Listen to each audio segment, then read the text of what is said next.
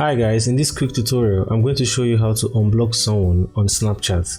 So if you have accidentally blocked someone on Snapchat and you've been wondering how to unblock the person, or at least to see the list of people you have blocked on your Snapchat account, once you have the Snapchat application open, just head over to your icon at the left top corner of the page and click on that.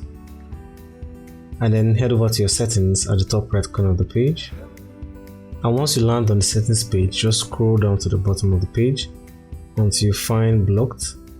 Here you can see at the bottom of my screen here, there's an option here that says blocked. Just click on that. And then once that opens up, you should find the list of people you have blocked. So here you can find the person you would like to unblock.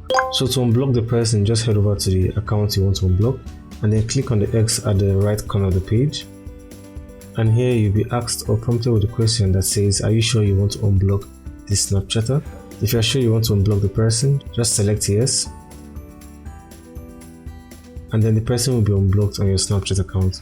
And here now you can see for me now it says no blocked Snapchatters.